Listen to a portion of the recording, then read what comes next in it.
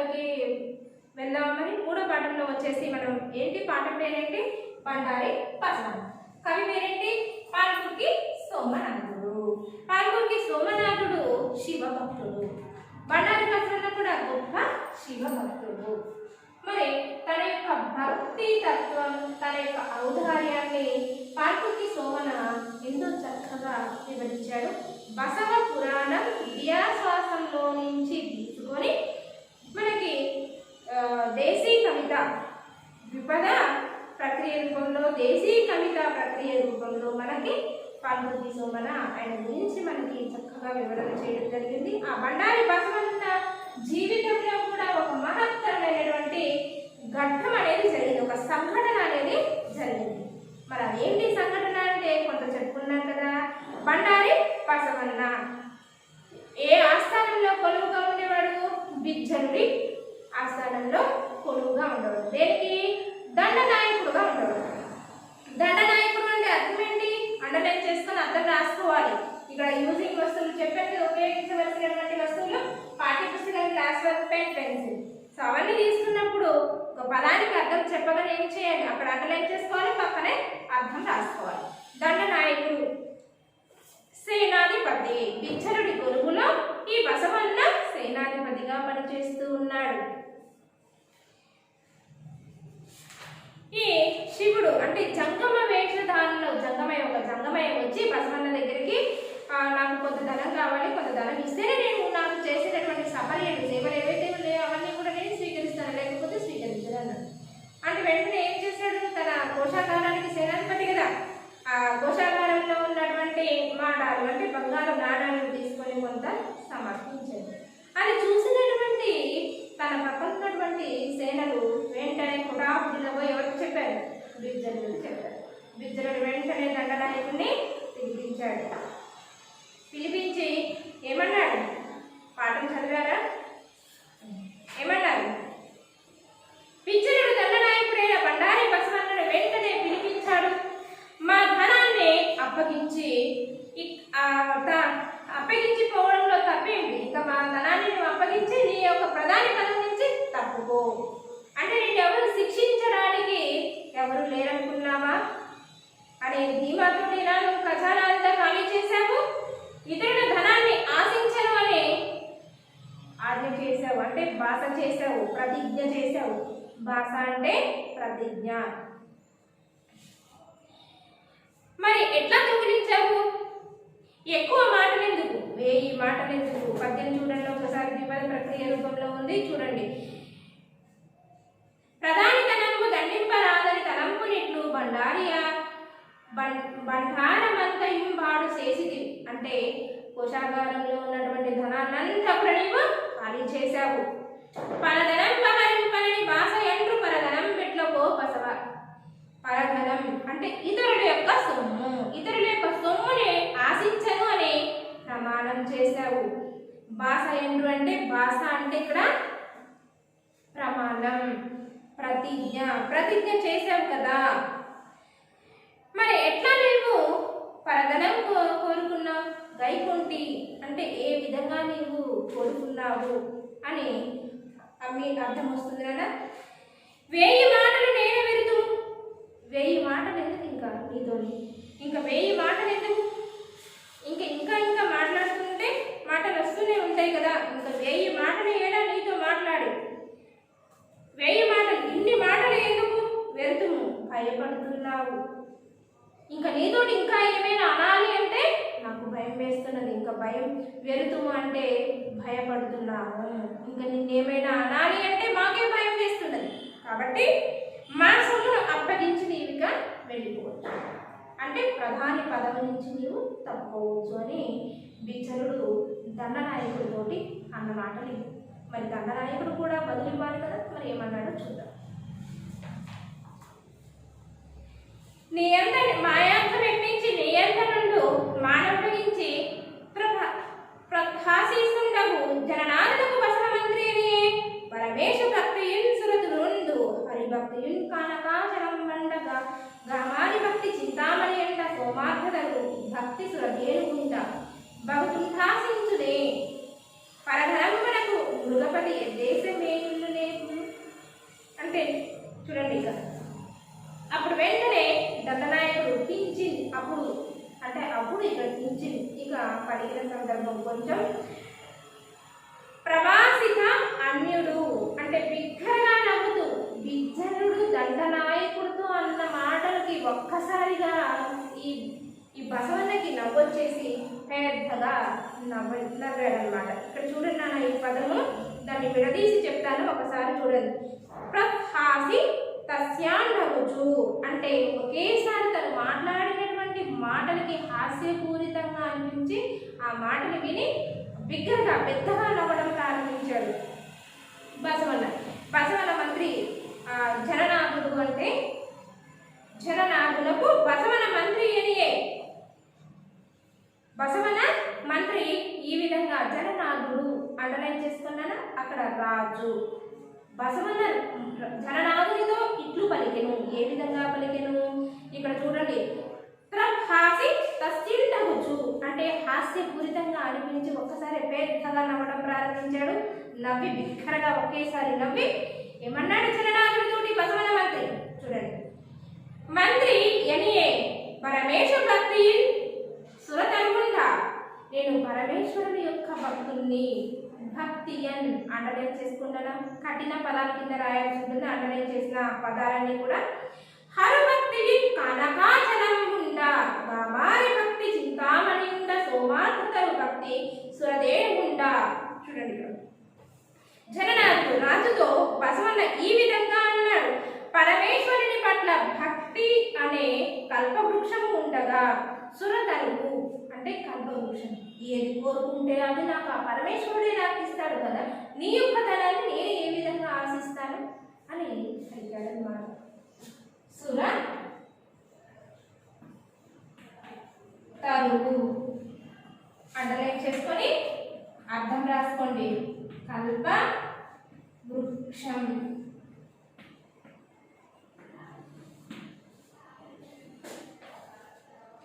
జననాథులకు బసవన మంత్రి ఎనిగే పరమేశ భక్తియున్ సుర తరువుంధ భక్తియున్ కానకాచలం ఉండ చూడండి. చక్కని వాక్యం మంచిగా సమాధానం ఇచ్చాడు చూడండి. ఆ రాజుతోటి బసవన్న మంత్రి ఈ విధంగా పలికాడు. ఏమని పరమేశ్వరుని పట్ల భక్తి అనే కల్పవృక్షం అంటే ఎంత భక్తి అంటే అంత భక్తి కనబరుస్తూ ఉన్నాడు శివుని పట్ల. మరి ఆ శివుడే నా యొక్క మనసులో ఉన్నటువంటి కోరికలు నాకు కావలసినటువంటి ధనాన్ని నేను ఏది కోరుకుంటే అది ఆ భగవంతుడే నాకు ప్రత్యక్షమై కూడా ఇవ్వగలడు. ఆ భగవంతుడే నేను అడగగలను అని అన్నాడు. హరుని పట్ల భక్తి అనే బంగారు పర్వతం అంటే మేరు పర్వతం. బంగారు పర్వతం అంటే మేరు పర్వతం ఉండగా శివభక్తి కోరికలు తీర్చే మణి ఉండగా ఆ శివభక్తి అంటే కోరికలు తీర్చేటటువంటి మణి బంగారం అనేది నా దగ్గర ఉండగా సోమార్థనరు అర్ధచంద్రుని శిరస్సును ధరించిన వాడి పట్ల అంటే శివుణ్ణి వర్ణిస్తూ చెప్తున్నటువంటి మాటలు అన్నమాట. చూడండి అర్ధచంద్రుడు ఎవరి తలపైన ఉంటాడు? శివుడు తలపైన ఉంటాడు. అర్ధచంద్రుడిని తలపైన పెట్టుకుని శిరస్సును ధరించిన వాడి పట్ల నేను అపారమైన భక్తిని కలిగిన వాడిని హరిభక్తుణ్ణి కోరికలు తీర్చే మణి అంటే నాగేంద్రుడిని మెడ చుట్టూ వేసుకుంటాడు. ఆ మణి నాగమణి పాము తలపైన ఉంటుంది. మరి అంతటి మణిని ధరించినటువంటి శివుణ్ణి కొలుస్తున్నాను. భక్తి అనే కల్పవృక్షం నా చెంత ఉంది. కామధేను ఉండగా కామధేనువు అంటే ఆవు లేదా నందీశ్వరుడు. సోమార్థనరు భక్తి సురధేను ఉండ ఆ శివుడి దగ్గర సోమార్థనరు అంటే సోమార్థన అంటే అర్ధచంద్రుడు. అర్ధచంద్రుని శిరస్సును ధరించిన వాడు శివుడు. ఆ శివుడి పట్ల భక్తి అనే కల్పవృక్షం ఉండగా అలాగే సురధేను ఉండగా కామధేనువు కూడా ఉండగా నందీశ్వరుడు కామధేనువే కదా, అందుకని కామధేనువు కూడా ఉండగా పగదుడు శత్రువైన భగతుండాశించునే పరధనంబునకు అంటే శత్రువునైనా ఇతరుల సొమ్మును ఆశపడతాడా? శత్రువైనా సరే ఇతరుల సొమ్ము యొక్క ఆశపడతాడా? శత్రువు మన దగ్గర సొమ్ము ఉంది మనం ఆశపడతారా? ఇతరుల సొమ్మును ఆశపడతారా? చూడండి భగతుండాసించుతే పరధనంబునకు శత్రువునైనా పగతుడు అంటే శత్రువుననక భగతుండు అనక పగతుడు అంటే బా ప్లేస్లో పా చదవాలి. చదవడం మాత్రం భగతుడు అన్న పగతుడు అని అర్థం వస్తుంది. పగతుండాసించునే అంటే శత్రువునైనా సరే ఇతరుల సొమ్ములకు ఆశపడతాడు. శత్రువు కూడా అతనికి ఇద్దరికి పడలేదనుకోండి, వీళ్ళకి మధ్య శత్రుత్వం ఉంది, మరి శత్రుత్వం మధ్య ఒకరి సొమ్ము ఒకరు ఆశపడతారా? పౌరుషం అనేది ఉంటుంది కదా, వాడి సొమ్ము నాకేందుకు, నాకు లేదా నా సొమ్ము అని విరవీగుతారు కదా. కాబట్టి శత్రువైనా కానీ ఇతరుల సొమ్మును ఆశపడతారా? ఆశపడడు కదా, ఆశపడడు అని అర్థం. మృగపతి, మృగము అంటే సింహం, మృగము అంటే సింహం. మృగపతి ఎద్దేనా మృగపతి ఎద్దేశ మేయునే పుల్లు. మృగపతి అంటే సింహం. సింహం ఎక్కడైనా గడ్డి వేస్తుందా? సింహం గడ్డి వేయడం మీరు చూసారా? సింహం గడ్డి తిని బ్రతుకుతుందా? జంతువుల కలేబరాన్ని తిని బ్రతుకుతుందా? తన యొక్క ఆహారం ఏంటి? మాంసాహారమే కదా. కాబట్టి మృగపతి ఎద్దేశ మేయునే పుల్లు అంటే గడ్డి. సింహం ఎక్కడైనా గడ్డి వేస్తుందా అంటే ఇక్కడ బసవన్న సింహం లాంటి వాడు. శత్రువు సొమ్ము కూడా ఆశిస్తాడా? శత్రువైనా కానీ ఇతరుల సొమ్మును ఆశించడే. నేను భక్తి, శివభక్తి అనే కల్పవృక్షమే నా చెందు ఉండగా నేను శివుడినే ఆరాధిస్తుంటే నా యొక్క శివుడు ఈ విధంగా ఇన్ని రూపాలలో ఉన్నాడు. మెడలో నాగుపాము వేసుకొని మణి ప్రవాహంతో ఉన్నాడు. కోరికలు తీర్చే మణి కూడా ఉంది. అలాగే అర్ధచంద్రుని శిరస్సును ధరించిన వాడు, భక్తి అనే కామధేను కూడా ఉంది. నాకు హరిని పట్ల భక్తి అనే బంగారు పర్వతం, మేరు పర్వతం ఉంది. ఇన్ని ధరించిన వాడిని నేనే పూజిస్తున్నాను, అంత భక్తితత్వం చూపిస్తున్నాను. నాకు భక్తి అనే కల్పవృక్షమే నాకు అండగా ఉంది. పరమేశ్వరుని యొక్క భక్తి అనే కల్పవృక్షమే నాకు అండగా ఉంది. సో నేను నీ సొమ్మును ఆశిస్తాను అని అనుకుంటున్నాను. టెక్స్ట్ బుక్ పేజ్ నెంబర్ 25 చూడండి. రెండో మాట మనం ఇంకేం సమాధానం ఇచ్చడం చూద్దాం.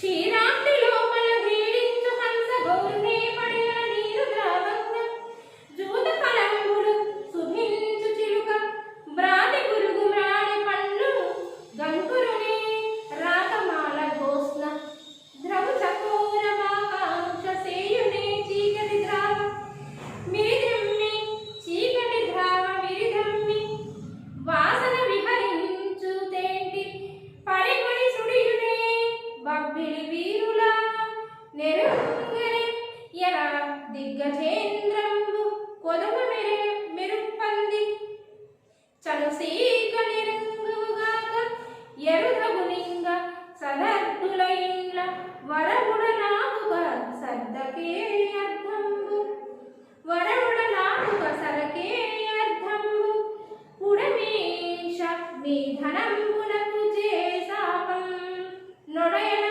మీకిచ్చితి నొడయన ధనంబు పదిగరంగిన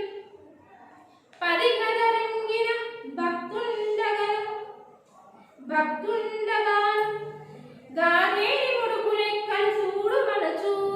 అంటే నీకు ఇంకేమేమి లెక్కలు వస్తాయి చూడు, నీ ధనం నీకు ఇస్తా, దానికి 1000 రెట్లు ఇస్తాను అని పలుకుతున్నాడు అనమాట. ఇక్కడ చిత్రం చూడండి, బండారి బసవన్న చిత్రం. ఆయన యొక్క ఆకర్షణ ఏ విధంగా ఉంది? శివభక్తుడు క్షీరాబ్ది అండర్లైన్ చేసుకోండి. ఇదే సంధి. క్షీరాబ్ది అంటే అర్థం ఏంటి? పాల సముద్రం.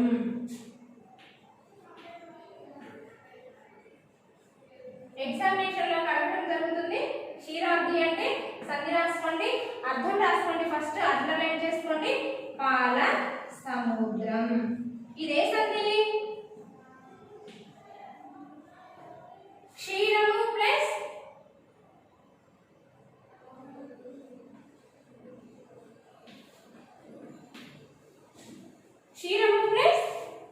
అబ్ధి. ఏ సంధినైనా పాల సముద్రము లోపల అని అర్థం.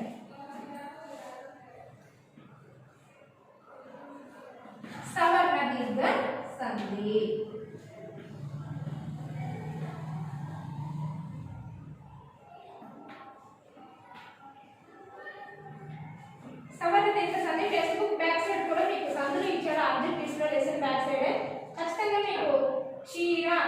అబ్ధి.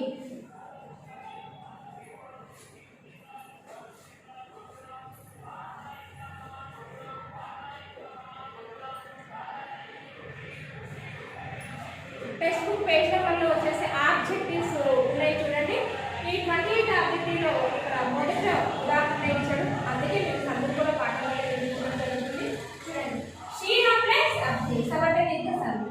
ఆ ఈ పూర్వులు పరమైనప్పుడు క్రమంగా దీర్ఘం ఏకాంశం అయితే సవర్ణ దీర్ఘ సంధి. క్షీర ఆ ప్లస్ ఈజ్ ఈక్వల్ ఆ ఈ ఊరులకు అవే అచ్చులు పరమై క్రమంగా దీర్ఘం అనేది వస్తే సవర్ణ దీర్ఘ సంధి. ఆ ప్లస్ కాబట్టి ఇది సవర్ణ దీర్ఘ సంధి. క్షీరాబ్ది అంటే పాదసముద్రం. ఈజీగా సవర్ణ దీర్ఘ సంధి గుర్తించాలి అంటే మొట్టమొదటి మనకి ఇచ్చినటువంటి పదంలో దీర్ఘం ఉంటుంది. దీర్ఘం ఉంది అంటే మనకి కంపల్సరీ సవర్ణ దీర్ఘ సంధి. విడదీసిన తర్వాత అచ్చులు పరమైన దీర్ఘం వచ్చిందా చూసుకోవాలి. ఓకే, సందులు ఎక్స్ప్లెయిన్ చేసేటప్పుడు డెఫినేషన్తో సహా ప్రతిదీ వివరిస్తాను. చూడండి, క్షీరాద్రి లోపల గ్రీడించు హంస గోరినే పడియల నీరు ద్రావంగా. క్షీరాద్రి లోపల అంటే పాల సముద్రంలో క్రీడించు తిరుగాడేటటువంటి హంస. పాల సముద్రంలో తిరుగాడేటటువంటి హంస చిన్న మడుగులలో నీటిని తాగుతున్నదా? చిన్న మడుగులలో నీటిని త్రాగాలని కోరుకుంటుందా? పాల సముద్రంలోనే తిరుగాడుతున్నటువంటి హంసకు ఉన్నటువంటి గుణం ఏంటో తెలుసా? పాలు నీళ్లు ఏకం చేసి పెడితే అది పాలను మాత్రమే తాగుతుంది, నీళ్ళని వేరు చేస్తుంది. అది హంసకు ఉన్నటువంటి గుణం. పాలు నీళ్లు కలిపి పోస్తాం మనం. సాధారణంగా పాలు చిక్కటి పాలు అని చెప్పేసి ఒక గ్లాసు 2 గ్లాసులు నీళ్లు కలుపుతాం కదా, అవే పాలు తీసుకెళ్ళి హంసకు పెట్టండి, పాలను మాత్రం తాగుతుంది, నీటిని డివైడ్ చేస్తుంది. అది హంసకు ఉన్నటువంటి గుణం. సో పాల సముద్రంలోనే తిరిగాడుతూ ఉన్నటువంటి హంసను తీసుకొచ్చి మరి వేరే చోట అంటే మరుగునీటిలో చిన్న మడుగులలో అంటే చిన్న మడుగులో ఉన్నటువంటి నీటిని త్రాగాలని కోరుకుంటుందా? ఆ పాల సముద్రం వదిలేసి మరుగునీటిలో ఉండాలి, ఆ నీళ్లు నాకు కావాలని కోరుకుంటుందా? కోరుకోదు కదా సుమా. మామిడి పండ్లను తినే చిలుక బురుగు పండ్లను తింటుందా? మామిడి పండ్లు అంటే చిలుకకి చాలా ఇష్టం. మరి మామిడి పండ్లు తీయనైన పండ్లు, కమ్మనైన పండ్లు వదిలేసి బురుగు పండ్లు తెలుసు కదా, దీనిలో వేస్తారు దూది. ఆ బురుగు చెట్టు యొక్క పండ్లు కూడా మామిడి పండ్లు లాగానే బాగా ఇంతుంటాయి అన్నమాట. సో ఆ పండ్లను తినడానికి ఇష్టపడుతుందా చిలుక? ఇష్టపడదు కదా. చూడండి, జూత ఫలంపులు సుంభించు చిలుక భ్రాతి బురుగు మ్రాడి పండ్లు గంపునే. అంటే మామిడి పండ్లు తినే చిలుక బురుగు పండ్లు తినడానికి ఇష్టపడుతుందా? ఇష్టపడదు కదా. ఇష్టంతో కన్నెత్తి అయినా చూస్తుందా? కానీ చూస్తుంది, కానీ ఇష్టంతోనైనా కానీ వాటి వంక చూడదు. అది మామిడి పండ బురుగు పండ అని చిలుకకి తెలుసు. కాబట్టి ఇష్టంతోనైనా సరే కన్నెత్తి కూడా చూడదు. సో వాటిని ఇష్టపడదు. ఏవి తింటాయో అవే తింటాయి. జామ పండు, మామిడి పండు ఇవి ఇష్టపడుతుంది చిలుక. రాకామాల చూసిన పున్నమి నాటి వెన్నెలను త్రాగే చకోర పక్షులు పున్నమి నాటి వెన్నెల్ని త్రాగుతాయట. అది దైవేచ్ఛ, ఎవరికి కూడా తెలియదు. చీకటి ప్లస్ చీకటిని ఆస్వాదిస్తుందా? పున్నమి నాటి వెన్నెల్ని చకోర పక్షులు ఆస్వాదిస్తాయి. త్రాగుతుందని చెప్పాను. చీకటి పున్నమి వెన్నెల్ని ఈ చకోర పక్షి ఆ వెన్నెల్ని ఆస్వాదిస్తుంది. మనకి మొత్తం చీకటంతా పోయి ఒకేసారి వెన్నెలు వచ్చిందంటే చిన్న పిల్లలు పెద్దవాళ్ళు కూడా వెన్నెల్ని ఆస్వాదిస్తారు, ఆనందపడతారు కదా. వెన్నెల ఫుల్ మూన్ చూసుకొని పిల్లలు ఆనందపడతారు కదా. ఆ మానవులు కూడా ఏ విధంగా ఆనందపడతారో చకోర పక్షి కూడా ఆ వెన్నెల్ని ఆస్వాదిస్తుంది. ఆ వెన్నెల్ని ఆస్వాదించేటటువంటి చకోర పక్షి ఒక్కసారిగా నీవు అమావాస్య నాడు చీకటి ప్రాంతంలో ఉండు అంటే ఆ చీకటిని ఇష్టపడుతుందా? తను వెన్నెలనే ఇష్టపడుతుంది. కాబట్టి వెన్నెలంటేనే ఇష్టం. చీకటిని ఆస్వాదిస్తుందా? విరిధమ్మి తామర పూలు. విరిధమ్మి అంటే తామర పూలు. అండర్లైన్ చేసుకోండి. మా కాంక్ష సేయునే చీకటి ధావ విరిధమ్మి వాసన విహరించుతుంటే పరిగోని సుడియునే బబ్బిడి వీరుల. విరిధమ్మి అంటే తామర పూల యొక్క వాసనను సుగంధంలో విహరించే తుమ్మెద. తామర పువ్వులు, సుగంధ పువ్వులు ఆస్వాదించేటటువంటి తుమ్మెద. ఎందుకంటే అందులో కమ్మనైనటువంటి తేనె ఉంటుంది. ఆ తేనె ఎక్కడైతే ఉంటుందో, ఏ పుష్పంలో ఉంటుందో అప్పుడు ఆ పుష్పం చుట్టూ కూడా తిరుగాడుతూ ఉంటుంది కదా. ఇలాంటి ఒక తుమ్మెద దేనిని ఆస్వాదిస్తుంది? విహరించే తుమ్మెద ప్రక్కని పూల కోసం, ఉమ్మెత్త పూల కోసం ఆరాట పడుతుందా? ఉమ్మెత్త పూలు తెలుసు కదా, వైట్ కలర్లో ఉంటే ఆ ఉమ్మెత్త పూలను ఆస్వాదిస్తుందా? అలాగే ప్రబ్బలి పూలు అంటే ఎటువంటి సువాసన లేనటువంటి పూలను ఆస్వాదిస్తుందా? ఆస్వాదించదు. కాబట్టి సుడియులు పరిగెత్తుతుందా? నాకు ఆ పూలు కావాలి అని పరిగెడుతుందా? తామర పూలు వదిలేసి, సుగంధమైనటువంటి పూలను వదిలేసి, మరి నాకు ఈ తుమ్మెద ఈ ప్రబ్బలి పూలు కావాలి, ఉమ్మెత్త పూలు కావాలి అని వాటి కోసం పరిగెడుతుందా? పరిగెత్తదు కదా. సువాసన అంటే మంచి సుగంధ పరిమళాలు వెదజల్లేటటువంటి పుష్పాలు ఎక్కడైతే ఉంటాయో దాని చుట్టూ అందులోనే తేనె ఉంటుంది, మకరందం ఉంటుంది కాబట్టి ఆ పుష్పం చుట్టూనే తిరుగాడుతూ ఉంటుంది. సో అవన్నీ వదిలేసి ఉమ్మెత్త పూల చుట్టూ తిరుగాడదు కదా, పరిగెత్తదు కదా అని చెప్తున్నాడు ఇక్కడ బసవన్న. నెరుంగునే ఎన దగ్గజేంద్రంబు కొదమ ఎరబంది చలిసీక నెరుంగువుగాక. చూడండి ఇక్కడ, ఏనుగు పిల్ల ఆహారం కోసం పందిపాలు త్రాగడానికి పోతుందా? ఏనుగు పిల్ల ఉంది, ఏనుగు పిల్ల ఆహారం బాగా ఆకలిస్తుంది, పంది కనపడింది, మరి పంది పాలు ఇస్తుంది పిల్లలకి, నాకు కూడా ఆహారం దొరుకుతుంది కదా అని పోయి పంది పాలు తాగడానికి ఇష్టపడుతుందా? ఇష్టపడదు. అరుదైన అపూర్వమైన శివభక్తుల ఇండ్ల గురించి నీకు తెలియలేదా? అరుదైన అపారమైనటువంటి ఈ శివభక్తుల ఇండ్లల్లో ఎలాంటి ఆచారాలు, ఎలాంటి భక్తి తత్వాలు, ఎలాంటి ఔదార్యాలు, ఎలాంటి సాంప్రదాయాలు ఉంటాయనేది నీకు తెలియదా? జగన్నాథ నీకు తెలియదా అని ఇవన్నీ కూడా భగవంతుడు ఇస్తున్నటువంటి సమాధానము. మళ్ళీ ఇంకా తర్వాత ఇంకేమి ఇచ్చాడు అనేది తర్వాత క్లాస్లో మనం తెలుసుకుందాం కదా. ఈరోజు హోంవర్క్ రాసుకోండి. లెర్న్ రైట్ కఠిన పదాలు ఏవైతే అండర్లైన్ చేసుకోమన్నానో అవన్నీ కఠిన పదాలు క్లాస్ వర్క్లో రండి. 10 క్లాస్ మీకు ఏవైతే పదం పలకడానికి కఠినంగా ఉంటుందో ఆ పదాన్ని కూడా మీరు కఠిన పదం కింద రాయండి. 10 పదాలు రాయండి. మళ్ళీ ఇంకొక 10 ఇస్తాను, ఆ 10 రాసి తర్వాత 10 పరిచయం.